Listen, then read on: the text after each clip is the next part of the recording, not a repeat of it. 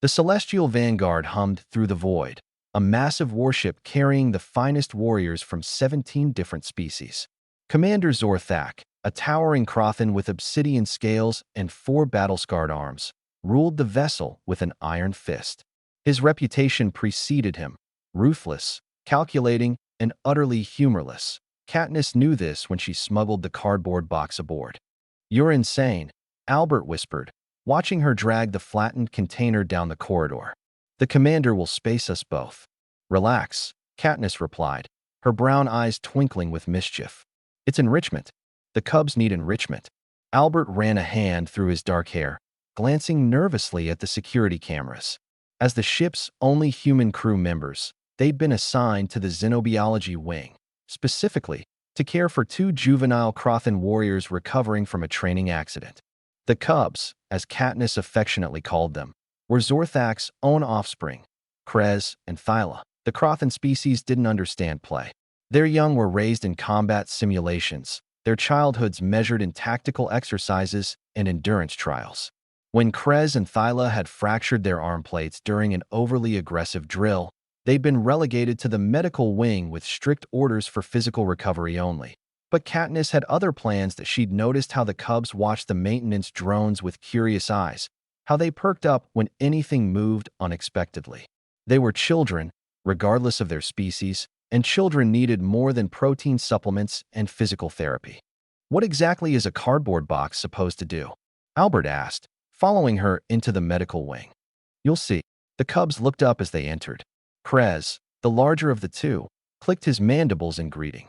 Thyla's amber eyes tracked the strange flat object Katniss carried. "Hey, you two," Katniss said warmly. She placed the box on the floor and, with practiced efficiency, began folding it into shape. The cardboard made satisfying crinkling sounds that immediately captured the Cubs' attention. "It's just a box," Albert muttered. "It's never just a box." Within minutes, Krez had discovered that he could squeeze inside. His delighted chirp echoed through the medical wing as he poked his head out, then ducked back in. Thyla circled the box warily before pouncing on it from behind, causing Krez to tumble out in a tangle of scales and limbs that Albert's jaw dropped. The Cubs were playing. Over the next 3 days, the cardboard box became the center of the Cubs' universe. They'd hide in it, knock it over, slide across the smooth medical floor while sitting inside it. Katniss documented everything, sending reports to the xenobiology database about environmental enrichment protocols for juvenile Crothan. Albert helped despite his reservations, even constructing a second box so the Cubs wouldn't fight over the first. He cut viewing holes in the sides and watched as Krez and Thyla developed an elaborate game that looked suspiciously like ambush training, but with joy instead of aggression. "Their recovery time has improved by 40%, Katniss noted, reviewing the medical readouts. "Physical and psychological markers are all elevated. Don't let that go to your head," Albert warned. "The commander still doesn't know." That changed on the 7th day. Commander Zorthak had been touring the outer decks when an engine fluctuation forced him to reroute through the medical wing. His heavy footfalls announced his approach long before he appeared. "Scatter protocol," Katniss hissed, but it was too late. The Cubs had heard their father approaching.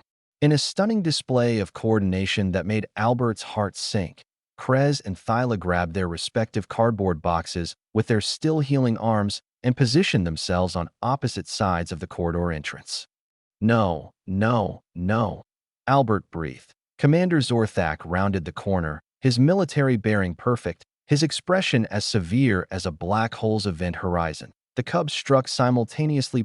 2 cardboard boxes flew through the air, each containing an enthusiastic juvenile Crothan warrior. They hit the commander at knee level from both sides, the boxes crunching satisfyingly on impact. Zorthak actually stumbled, before catching himself with 2 of his arms. Time froze. The Cubs emerged from their crumpled boxes, mandibles clicking with excitement. Then they saw who they'd ambushed and went absolutely still. Katniss stepped forward, her chin raised. "Sir, I can explain." Silence. Commander Zorthak's voice could cut through hull plating. He looked down at his offspring, then at the destroyed cardboard boxes, then at the 2 humans who'd apparently corrupted his children with whatever this was. Krez and Thyla trembled, waiting for judgment. Then something unprecedented happened. The corner of Commander Zorthak's lipless mouth twitched. Just barely. Just enough that someone who knew what to look for might interpret it as amusement. Acceptable ambush positioning, he rumbled. Poor timing. You telegraphed your intent with premature respiratory excitement. The cub's eyes widened. However, the commander continued, turning his fierce gaze on Katniss and Albert. The tactical use of unconventional materials shows adaptive thinking. He paused. You will document this enrichment protocol and submit it to the Crothan Military Academy. If juvenile warriors recover faster and develop superior strategic creativity through such methods, it would be logical to implement them fleet-wide. Albert's mouth opened and closed like a fish. Yes, sir, Katniss said, fighting to keep her expression neutral. Zorthak leaned down, gathering his cubs with his lower arms. They chirped and nuzzled against his scales. For just a moment, the fearsome commander looked like what he truly was beneath the armor and aggression. A father. Humans, he said, straightening. You have proven that your species' irrational behaviors occasionally produce valuable results. The Crothan Empire acknowledges this. It was probably the highest compliment a human had ever received from a Crothan. After he left, Albert collapsed against the wall. We almost died. But we didn't. Katniss grinned, already pulling out her tablet to write the report. And now cubs across the Empire are going to discover the joy of cardboard boxes. HFY? Albert asked, shaking his head in disbelief. HFY, Katniss confirmed, because sometimes humanity's greatest weapon wasn't technology or tactics.